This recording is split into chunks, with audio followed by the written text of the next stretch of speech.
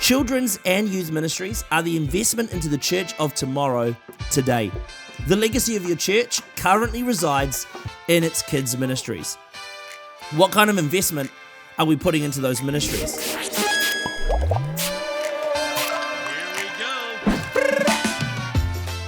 Well, hello and welcome back to the Next Gen podcast, episode number 3 of all time. It is great to have you here with me no matter where you are around the world. A massive welcome to you. This is the last podcast for 2023 and we're bringing it all to an end. The year is almost over.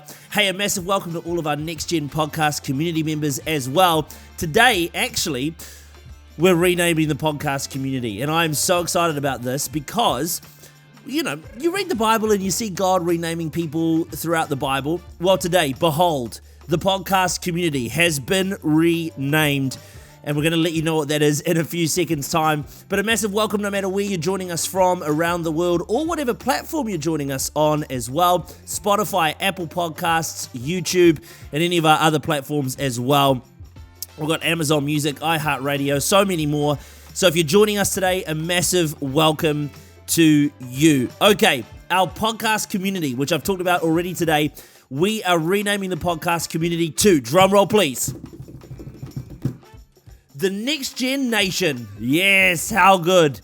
They say there's power in a name. I'm not sure if it's true for podcast communities, but welcome to our Next Gen Nation. To join the Next Gen Nation, all you have to do is head to the website, harrysladenz.com. That's harrysladenz.com. You can register for free to be part of the Next Gen Nation. That's going to give you free access to all of the show notes, so that if you're listening to this in the car or maybe at the gym, doing something where you can't take notes and you want to get a copy of these, you can get them for free by doing that. And also gives you access to ask questions for our new Q&A episodes, which will be an opportunity for Annaliese and I to sit down and answer your questions. Based on feedback from the last episode, it was a long one with the question and answers as part of that episode, so we're going to be releasing every other week a Q&A episode. So make sure you ask those questions if you are part of our Next Gen Nation. Also, if you're not part of our Next Gen Nation, join so that you can ask. It is free to register. Head to harrysladenz.com. I almost forgot my name there. harrysladenz.com to register for free. Now, if you're joining us for the first time, I want to remind you, if you're a kids pastor, youth pastor, young adults pastor, or a leader in any of those age groups, my prayer is that this podcast would bless you big time. I don't know everything, but I do know some things, and I hope those some things help you with your thing. Hey, a massive thank you to everybody who's posted about this podcast on social media. I love seeing the promotion going up. Thank you so much for sharing this with your crew, with your circle, with your leaders as well. We obviously don't spend any money on this podcast at all to promote it, so a massive thank you. Make sure you tag me on social media as well, at Harry Slade NZ on Instagram. I'd love to repost you as well. Well, it is coming to the end of the year, 2023. That's when we're recording this podcast, and at the end of every year, I like to ask myself a certain series of questions. One of the questions that I'm asking myself is, what mindsets do we need to shift as we come into a new year going around the sun? 2023, the year that we've just had, it really represents the first full year of non-COVID momentum. For the first time in a few years, we haven't had COVID-19 putting us into lockdowns here in New Zealand. We haven't had lots of restrictions on gatherings. We've really been able to go back to running church and church gatherings in our ministries more or less unhindered. And for many of us, we've been leading in new spaces and new places.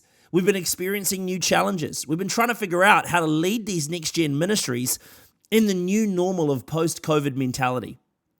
There's no doubt in my mind that as I talk to next-gen pastors and leaders and teams, that there are significant changes to culture and the people that we pastor post-COVID. People's habits have changed. What people are looking for in life has changed. People's values, cultural norms. Very vocal minorities are starting to surface like never before. There's rising tensions in the global landscape, financial pressures on people like never before. People's expectations for themselves and the church has drastically changed. And this is just a small list of some of the changes that we've experienced around the world. And the danger, I suppose, for the church and for Next Gen Ministries is that we might not change our mindset to match the changes that we're facing in the world and end up missing out on a generation of young people. So today I want to talk about three mindset shifts that are going to shift your kids ministry heading into 2024. Now, remember, when we talk about kids ministry, what we're talking about here on the Next Gen podcast, anybody who is from 0 to 18 years old. So from 0 to 18 years old, when I mean children's ministry, as in 0 to 12, I'll reference those specifically. But if I say the word kids, as always, on the Next Gen podcast, what I'm meaning is like 0 to 18. Okay, so let's talk about 3 mindset shifts that are going to change your kids ministry and shift your kids ministry into a new horizon in 2024. The first thing is to inject good quality people. For the longest time, kids ministries, the thought around kids ministries in terms of children and youth is one of 2 things. It's either for the very old or it's for the very young.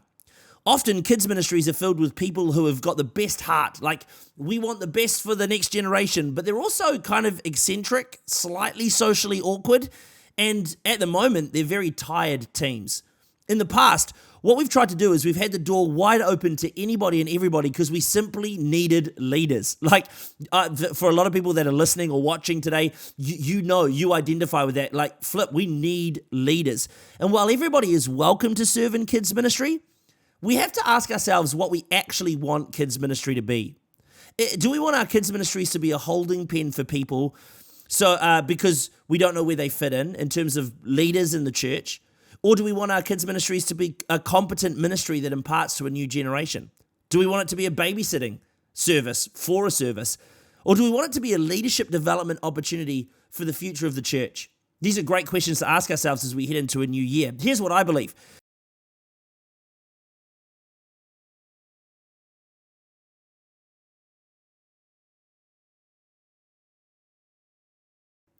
What kind of investment are we putting into those ministries?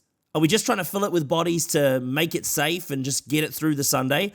Or are we putting people into roles that can actually lead and minister and develop people?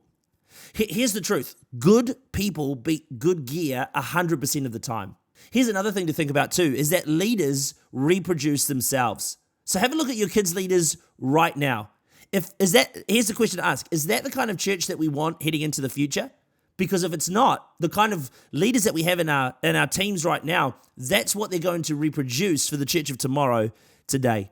So the first mindset shift we have to change or shift, the first mindset we have to shift, I should say, is that we need to inject good quality people. We need to invest for a good return.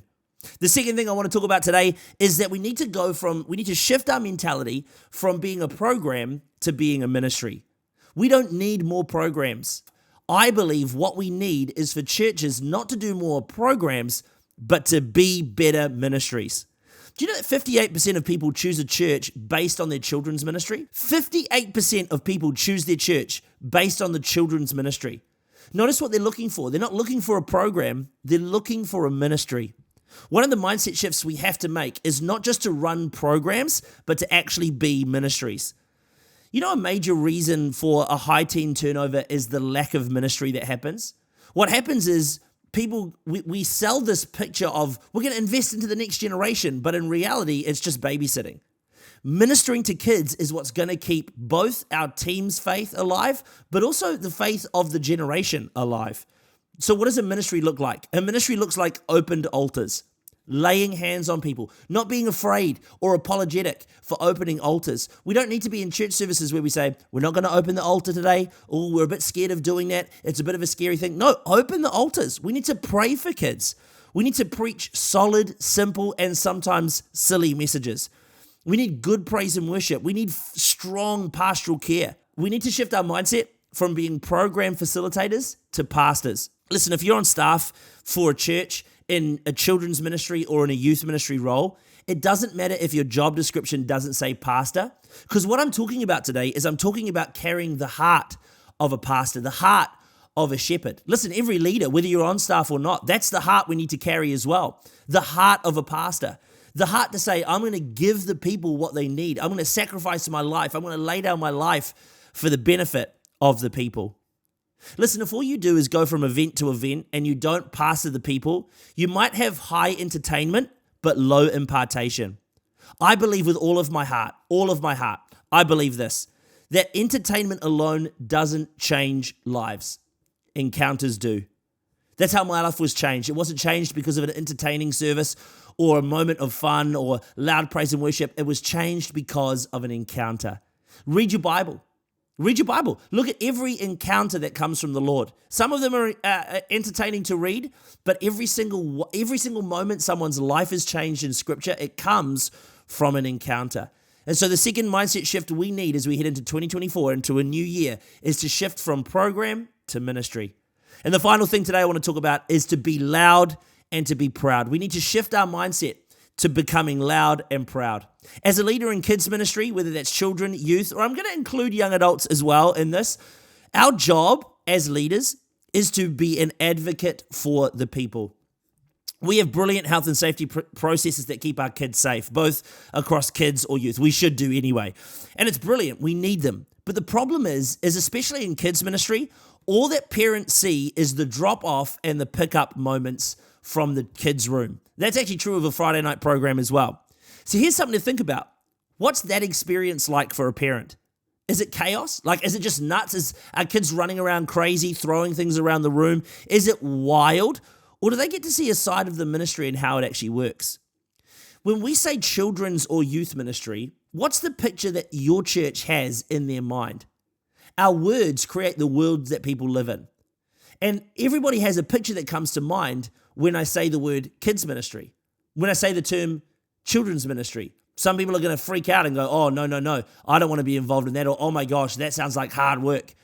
But does it need to be? We have to help them create the picture of what it really is. Why?